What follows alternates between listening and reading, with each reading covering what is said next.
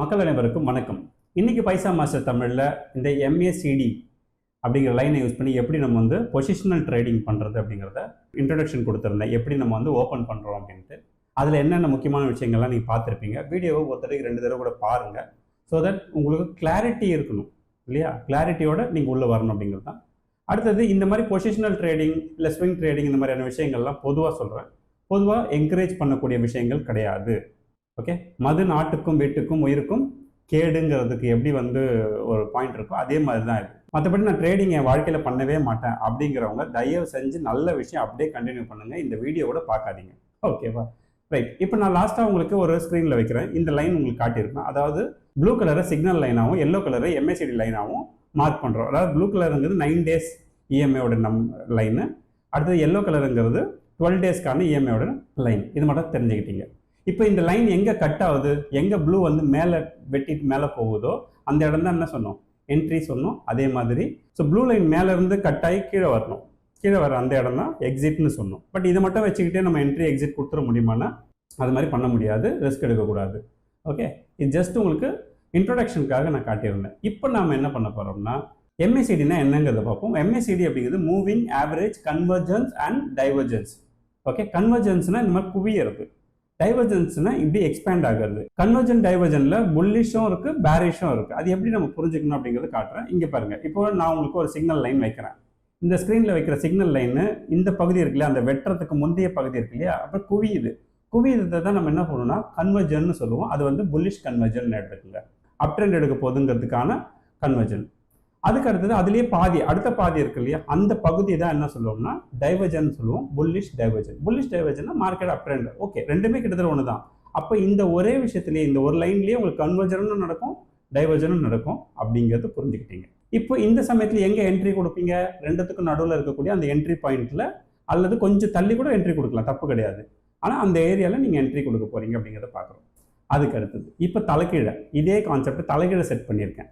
இப்போ என்ன ஆகுதுன்னா ப்ளூ லைன், அதாவது இந்த சிக்னல் லைன் கீழ் நோக்கி வெட்டிட்டு வெளியே வரும்பொழுது அந்த முன்பகுதியை என்ன சொல்கிறோம்னா கன்வர்ஜன், அதாவது பேரிஷ் கன்வர்ஜன்னு சொல்கிறோம். அது குவியுது இல்லையா? அதே மாதிரி அடுத்த ஆஃப் என்ன சொல்கிறோம்னா பேரிஷ் டைவர்ஜன் சொல்கிறோம். எக்ஸிட் எடுக்கலாம் அப்படிங்கிறது. இந்த ரெண்டு புரிஞ்சிருச்சா? ஓகே. இப்போ இப்படி மட்டும் நம்ம உள்ளே போய் வெளியே வந்துட முடியுமானா இல்லை. மல்டிபிள் டைம் ஃப்ரேமில் நமக்கு என்ன சிக்னல் தெரியணும் அப்படிங்கிறத முடிவு பண்ணணும். அதுக்கு முன்னாடி இதை நான் முழுசாக வைக்கிறேன் இந்த ஸ்க்ரீனை. ஸோ பார்த்தா உங்களுக்கு ஐடியா கிடைக்கும். ஏற்கனவே என்ட்ரி கொடுக்கறத பற்றி ஒன்று கொடுத்துருந்தேன். அப்போ என்ட்ரி நீங்கள் கொடுத்துட்டு அதுக்கப்புறம் பார்த்தீங்கன்னா இப்போ எக்ஸிட் கொடுக்குறீங்க. இந்த ரெண்டு ஃபங்க்ஷனுமே நடந்ததுன்னா எம்ஏசிடி லைன் எப்படி வேலை செய்யுதுங்கிறது உங்களுக்கு புரிஞ்சிருச்சா? அவ்வளோதான், வேறு ஒன்றும் இல்லை. இதைத்தான் உங்களுக்கு புரிய வச்சேன். அப்போது நாம் வந்து ஒரு சின்ன கதை சொல்கிறேன். ஒரு ஊரில் ஒரு அரண்மனை இருக்குது. அந்த அரண்மனையில் ஒரு ரூமில் உங்களுக்கு என்ன இருக்குது, புதையல் இருக்குது. இப்போ என்ன பண்ணுவீங்க? புதையல் எடுக்கணும்னா முதல்ல அந்த ஊருக்கு வருவீங்க.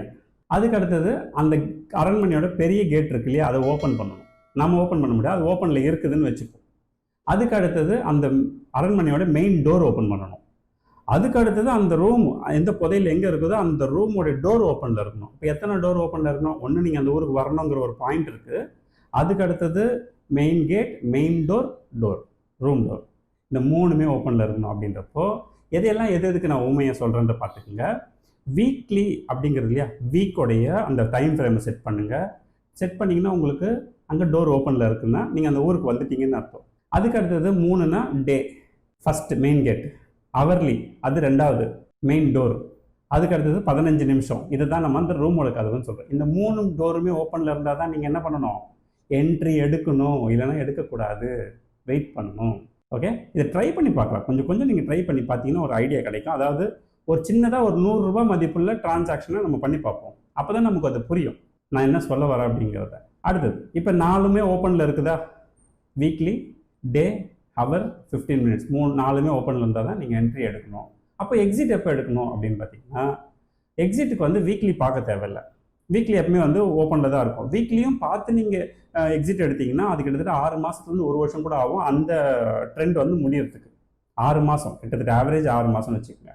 அதை யாரும் பார்க்க மாட்டாங்க. அந்த 6 மாதத்துக்குள்ளவே இந்த ட்ரெண்டு மல்டிபிள் டைம்ஸ் மேலே கீழே போயிட்டு வந்துடும். 3 டோர் க்ளோஸ் ஆகிருக்கணும். எது மெயின் கேட்டு க்ளோஸ் ஆகிருக்கணும், அடுத்தது மெயின் டோர் க்ளோஸ் ஆகிருக்கணும், அப்புறம் ரூம் டோர் க்ளோஸ் ஆகிருக்கணும். அப்போ தான் நீங்கள் என்ன பண்ண முடியும், இந்த ப்ராசஸ்லேருந்து எக்ஸிட் ஆக முடியும். அப்போது இதை நீங்கள் கரெக்டாக புரிஞ்சுக்கிட்டு கரெக்டான அந்த 4 சிக்னலில் என்ட்ரி, இந்த 3 சிக்னலில் எக்ஸிட், இதை கரெக்டாக பண்ணிங்கன்னா மல்டிபிள் டைம்ஸில் இந்த ஸ்விங் பண்ணுறதுக்கோ உங்களுக்கு ஈஸியாக இருக்கும். அப்போ இந்த வீக்லிங்கிறது என்னென்னா, வீக்லி டோர் க்ளோஸ் ஆகுது கிட்டத்தட்ட நான் சொன்னேன் 6 மாதம் ஆகும், 1 வருஷம் கூட ஆகும் சில நேரத்தில். அப்போ அது வந்து பொசிஷனல் இன்வெஸ்ட்மெண்ட் ஆயிரும். Positional investment. பட் பொசிஷனல் ட்ரேடிங்கிறது இந்த 3 டோர் க்ளோஸ் ஆகும்போது வெளியே வர்றது தான் பொசிஷனல் ட்ரேடிங் அப்படிங்கிறது. இப்போது நீங்கள் டே பேசிஸில் தான் என்ட்ரி அண்ட் எக்ஸிட் எடுக்கணும். இதில் ஏதாவது குழப்பம் இருக்கா? இல்லை, டே அதில் தான் என்ட்ரி அண்ட் எக்ஸிட் எடுக்கணும். மற்ற ரெண்டும் சிக்னல்ஸ் தான். உள்ளே போகணும்னு முடிவு பண்ணிட்டீங்க, எப்போ போகலாங்கிற அந்த செகண்ட்ஸ்க்காக வெயிட் பண்ணுறீங்க, அவ்வளோதான். உங்கள் ட்ரேடிங் பிளாட்ஃபார்மில் என்னென்ன டூல்ஸ்லாம் நீங்கள் இன்கர் பண்ணிக்கணுங்கிறத பார்த்துக்கங்க. 3 டூல், ஆக்சுவலாக 2 டூல் தான், 3 டூல்னு வச்சுக்கோங்க. 3 டூல் என்ட்ரி பண்ணி போகிறீங்க. ஒன்று RSI. அந்த RSI எப்படி பண்ணணும்னா, இங்கே பாருங்கள், நீங்கள் உங்களுடைய டெர்மினல்ஸ்குள்ளே போயிட்டீங்கன்னா இந்த மாதிரி இண்டிகேட்டர்ஸ்னு இருக்கும். அந்த இண்டிகேட்டரை கிளிக் பண்ணுங்கள். அதில் உங்களுக்கு ரிலேட்டிவ் ஸ்ட்ரென்த் இண்டெக்ஸ் அப்படின்னு வரும், RSI.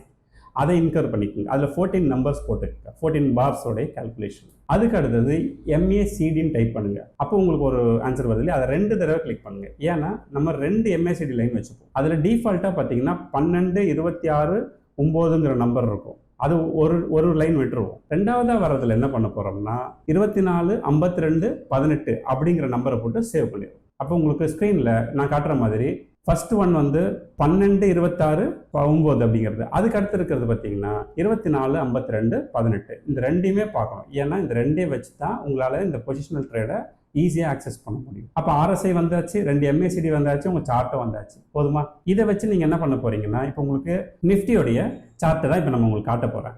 நிஃப்டியில் நல்ல கவனிங்க, எப்போ வந்து மார்க்கெட் டவுன் ட்ரெண்ட் எடுத்ததுன்னு பார்த்தீங்கன்னா கிட்டத்தட்ட போன ஜனவரி மாதம் நிஃப்டி டவுன் ட்ரெண்ட் எடுக்க ஆரம்பிச்சிருக்கு. அது உங்களுக்கு தெரியுதா? அதுக்கப்புறம் அது எப்போ அப் ட்ரெண்ட் எடுத்தது? எக்ஸாக்ட்லி இப்போ தான் ஜூன் மாதம். கிட்டத்தட்ட 6 மாதமாக இது எந்த நோக்கி நகர்ந்து வருதுன்னு பார்த்தீங்களா? ஓகே, இப்போ அப் ட்ரெண்ட் எடுத்திருக்கும் போது தான் இந்த மாதிரியான பொசிஷனல் ட்ரேட்லாம் நீங்கள் பண்ணி சக்ஸஸை பார்க்க முடியும். டவுன் ட்ரெண்ட் எடுத்துகிட்டு இருக்கும்போது ரிஸ்க்கெல்லாம் எடுக்க முடியாது. அதனால் ட்ரெண்டை நீங்கள் பார்க்கணுங்கிறதுக்காக உங்களுக்கு வீக்லி பேசிஸில் சார்ட் வச்சிருக்கு. இந்த ட்ரெண்ட் வந்து எப்படி இருக்கணும்னா, இந்த வீக்லி சார்ட்டை பார்க்கும்போது உங்களுக்கு எக்ஸ்பான்ஷன் தெரியும், அந்த டைவர்ஜன் வந்து எக்ஸ்பாண்ட் ஆகி போகிறது உங்களுக்கு தெரியணும். அப்படின்னா தான் இதுக்குள்ளே நீங்கள் இந்த ட்ரேடுக்குள்ளேயே வர முடியும்ன்றாங்க. ஓகே, அப்போ நம்ம அன்னைக்கு வந்து இன்வெஸ்ட்மெண்ட்டை ஸ்டாப் பண்ணிவிட்டு ஜூன் வரைக்கும் வெயிட் பண்ணி அதுக்கப்புறம் இன்வெஸ்ட்மெண்ட்டை ஸ்டார்ட் பண்ணியிருந்தோம்னா என்ன ஆயிருக்கும்? இதுக்கு நடுவில் இன்வெஸ்ட் பண்ண எந்த பணமும் உங்களுக்கு பெருசாக லாஸ் ஆகிருக்கிறதுக்கு சான்சஸ் கிடையாது அப்படிங்கிறத புரிஞ்சுக்கிட்டு. பட் எல்லாத்துக்குமே ஸ்டாக் வைஸ் தெரியும். நீங்கள் மார்க்கெட்டை மட்டும் பார்க்கக்கூடாது, இதே மாதிரி கான்செப்டில் ஸ்டாக்கை பார்க்கணும். அதை பார்த்து நம்ம இன்வெஸ்ட்மெண்ட்டை எடுக்கணும் இல்லையா?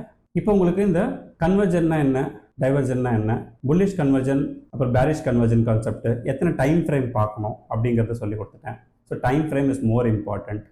அப்புறம் நீங்கள் பார்க்க வேண்டியது என்னென்னா, ஸ்டாக்கை பிக் பண்ணுறது, எந்த மாதிரியான ஸ்டாக்கை இதுக்குள்ளே போட்டால் நமக்கு லாஸ் குறையும், ப்ராஃபிட் அதிகமாகும், புரியுதா? அதே மாதிரி என்ன மாதிரியான ஸ்ட்ராட்டஜிஸ்லாம் நம்ம இதில் இன்கர் பண்ணும்போது நம்மளோட லாஸை அவாய்ட் பண்ணலாம். நிறைய விஷயங்கள் இருக்குது, வால்யூம் இருக்குது, RSI இருக்குது. இது ஒரு பக்கம்னா, அது இல்லாமல் சில விஷயங்களும் நீங்கள் பார்க்கணும். இப்போ நம்ம இதெல்லாம் தான் அடுத்த வீடியோவில் உங்களுக்கு இன்ஃபார்ம் பண்ண போகிறேன். இப்போ நீங்கள் என்ன பண்ண போகிறீங்க, இந்த கேமை எப்படி விளையாடணும்னு ஒரு எக்ஸ்ப்ளனேஷன் கொடுத்துரு. நானாக இருந்தால் இந்த இடத்துல எப்படி இந்த கேமை விளையாடுவேன்றதை தான் நான் உங்களுக்கு எக்ஸ்பிளைன் பண்ணேன் இல்லையா? அதே மாதிரி எப்படி ஒரு ஸ்டாக்கை பிக் பண்ணணும், என்ன ஸ்ட்ராட்டஜி யூஸ் பண்ணணும், எவ்வளோ ப்ராஃபிட் வைக்கணும், அது ப்ராஃபிட் மார்ஜின் வைக்கணும், அதுக்கு அடுத்து நமக்கு எவ்வளோ செலவாகும். ஏன்னா இதில் வந்து உங்களுக்கு short term capital gain tax இருக்கும்.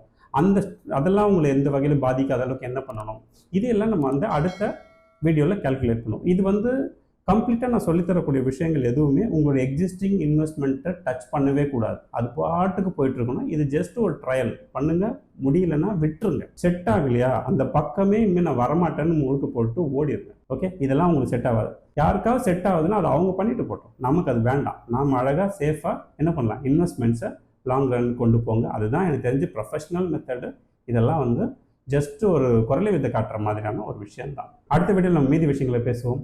நிறைய பேர் வந்து கம்யூனிட்டியில் ஜாயின் பண்ணியிருக்கீங்க. போன வெள்ளிக்கிழமை இண்டக்ஷனில் கிட்டத்தட்ட 50 பேருக்கு மேலே ஜாயின் பண்ணியிருந்தீங்க. ஸோ ஃபர்தராக இப்போ 1000 மெம்பரை டச் பண்ண போகிறோம். டச் பண்ணிட்டோம்னா ஃபீஸ் வந்து இன்க்ரீஸ் ஆக போகுது. அதனால் யாரெல்லாம் இன்னும் ஜாயின் பண்ணாமல் இருக்கீங்களோ, இந்த வாரம் ஜாயின் பண்ணலாம்னு நினச்சிங்களோ அவங்களாம் இமீடியட்டாக ஜாயின் பண்ணிக்கோங்க.